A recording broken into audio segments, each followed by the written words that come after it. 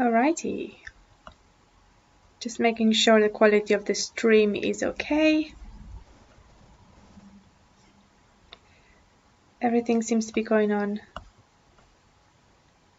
well. Finally figured out this live streaming. I just had to change laptops. My small laptop wasn't strong enough for to give me a smooth streaming experience. But anyways, we are talking today about product validation. Okay, so the next stage after your product research is done. So you've scattered the internet, you've used the various tools available at your disposal to find products that you would like to sell, that you think would fit very well with your branding, with a niche you're trying to sell into. And if you want more details on all of that, product research, I have made a video about presenting about 6 or 7 methods, all of which are free. So just check out my last video that the last video that I have uploaded on this channel. Just go to my playlist under uploads and check it out. But this is after you've gathered a list of products that you would like to test potentially, and I'll say potentially because this step is really important, validating the products you've found, so that you know exactly that you have a higher chance of them making you sales, right? So you will validate them against these criteria I'll be sharing with you today to maximize your chances of finding a winner. So let's just jump straight into it. I recommend having an Excel spreadsheet where you have all your products in a row on your first column that you found, and then in the columns moving towards the right hand side you will have criteria, each of the criteria that I'm going through today, and then just tick your product against that criteria. The more criteria that product will meet, the higher chances of you finding a winner, right? So number 1 criteria, this product, does it solve a problem? Number 1, or is it a passionate audience? Number 2. Number 3, is it trendy? Does it increase customer status? What does this mean? So your product must meet at least one of these 3 sub-criteria if you'd like. Number 1, it must solve a problem. If it doesn't solve a problem, it must appeal to a passionate audience, or an audience that's very much passionate about that specific niche. For example, cats, dogs, right? People are obsessed with their dogs. Number 3, if it's none of these 2, is it a product that you see trending, and if someone would purchase this product, they would feel like their status in the society has just been bumped up a level, right? So these would be the first main things that you need to focus on. Number 2, does your product has a mass market appeal?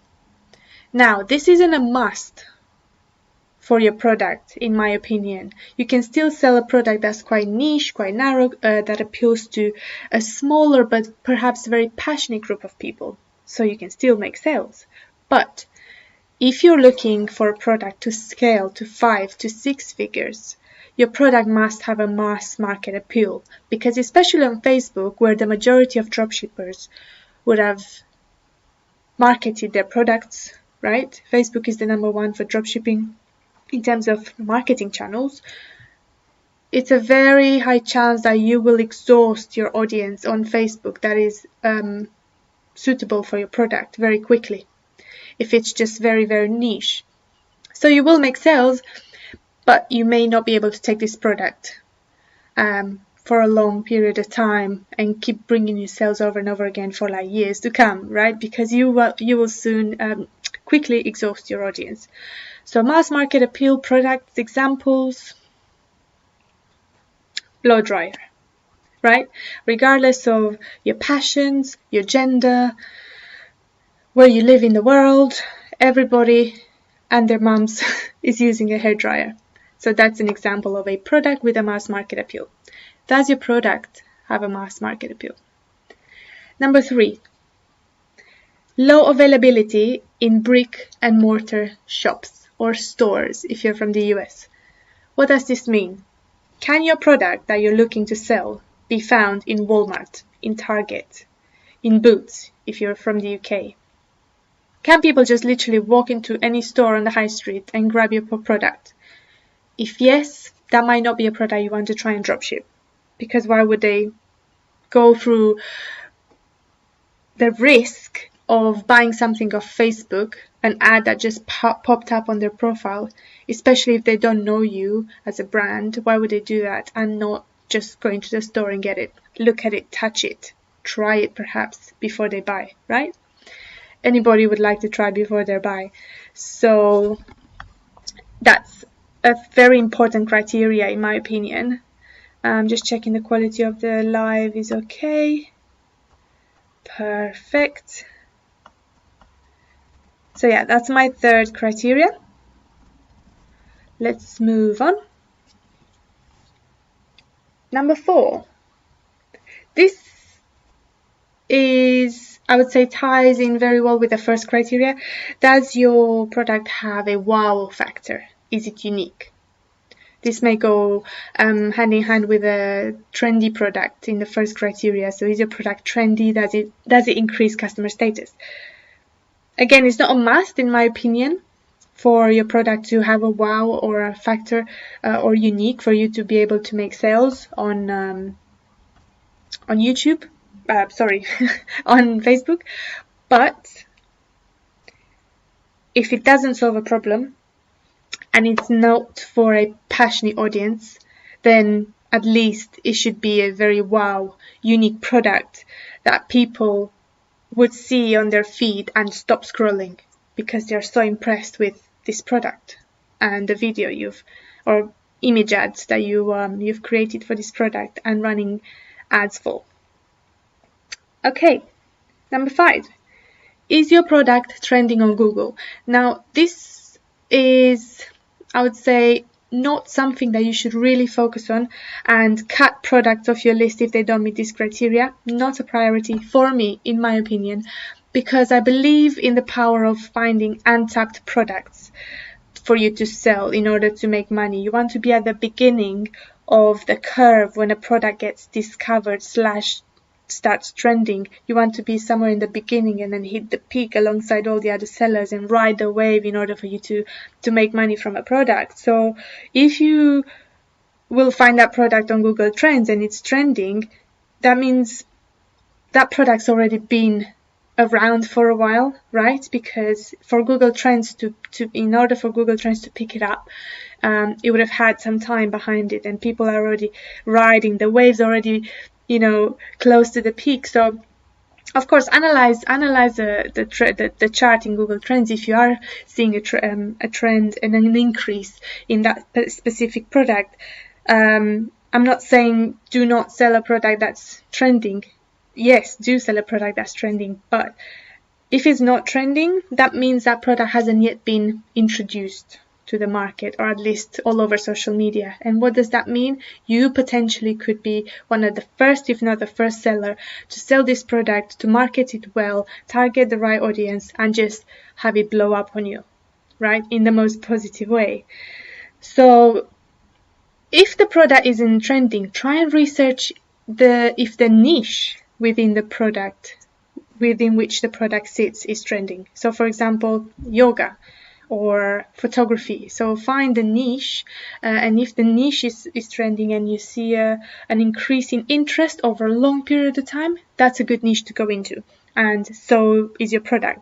So don't stress too much about the actual product and the keywords for your product if data isn't available in Google Trends.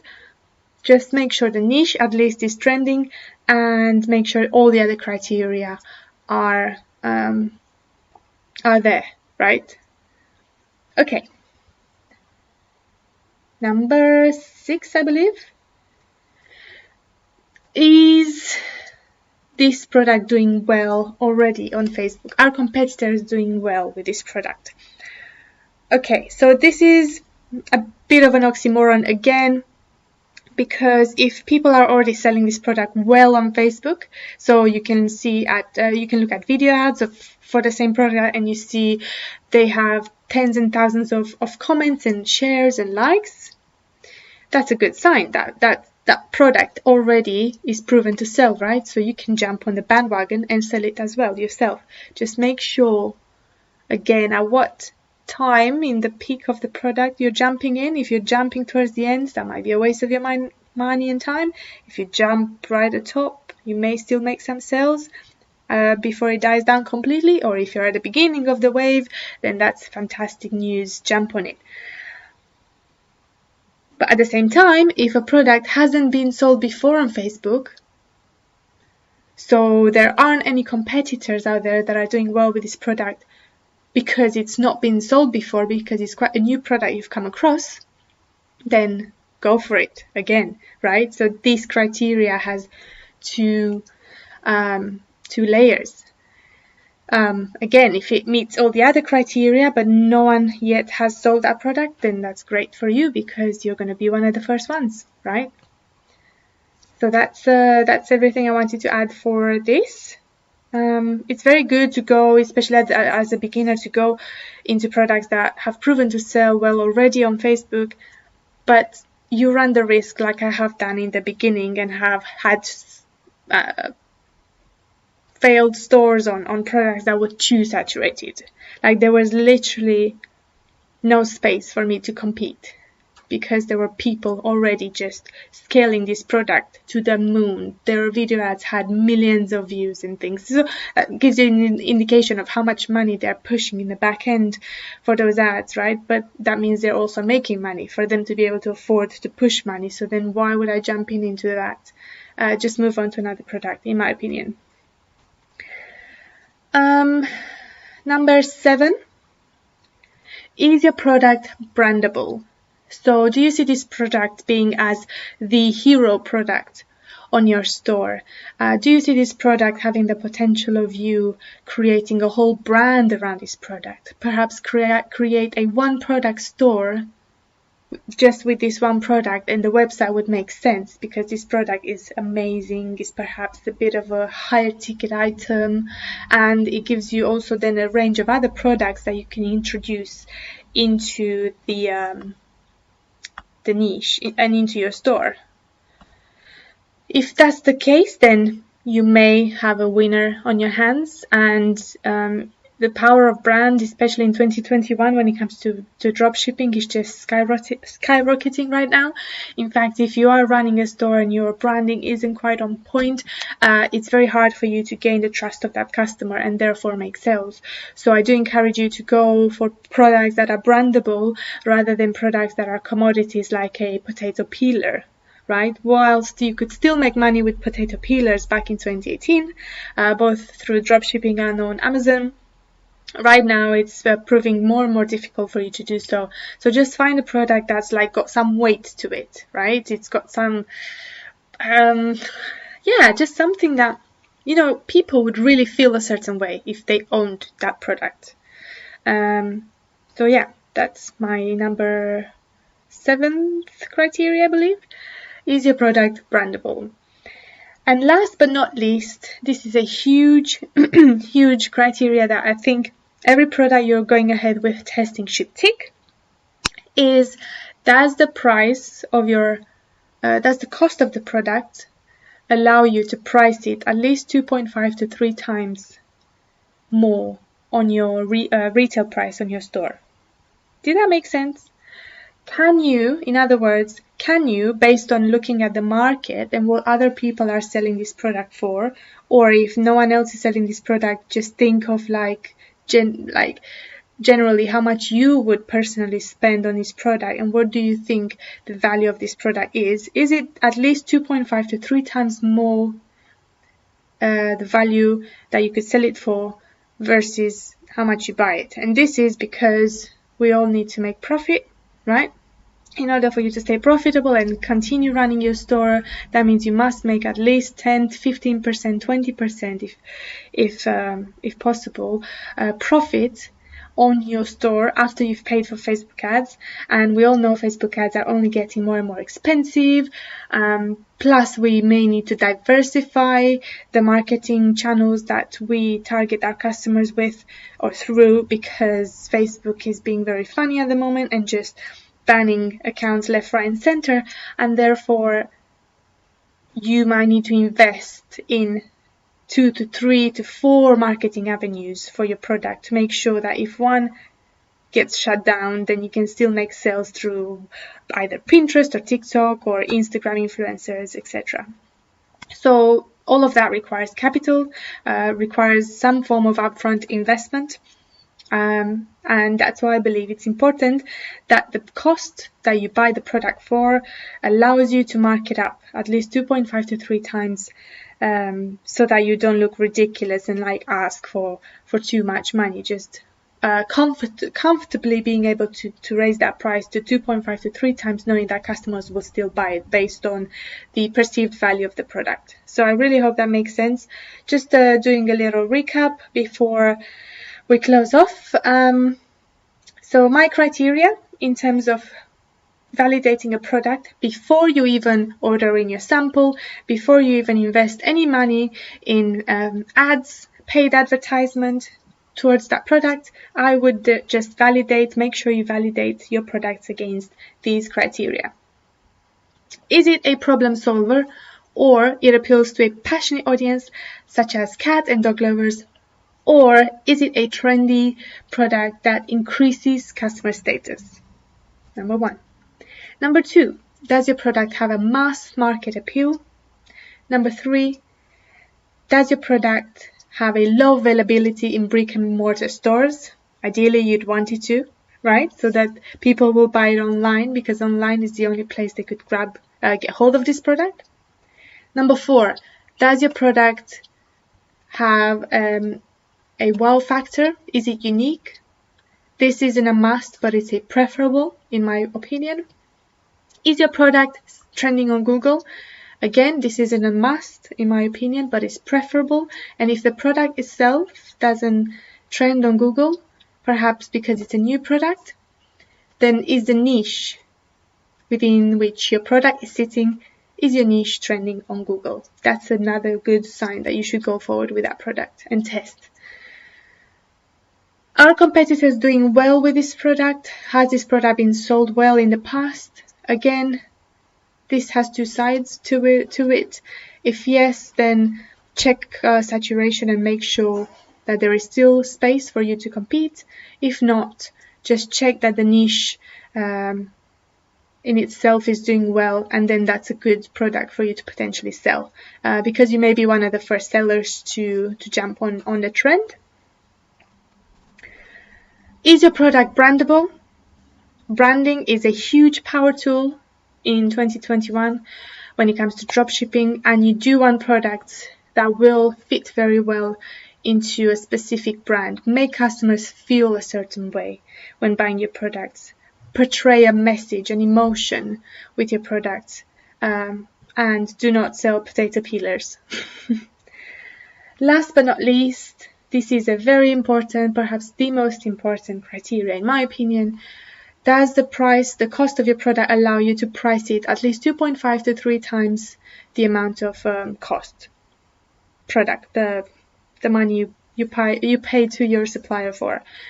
Are you able to mark it up 3 times for you to make a profit, being able to pay for your ads and still take some money home in your pocket after all expenses and marketing is paid?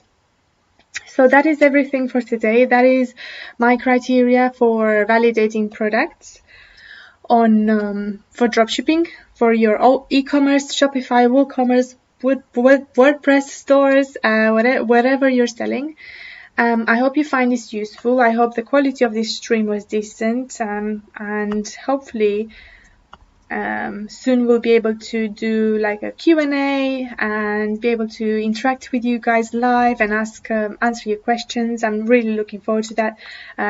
please make sure you go and watch my previous video on product research methods, all free, to help you find untapped new products to test on your dropshipping store. Once you follow that video and research through all the methods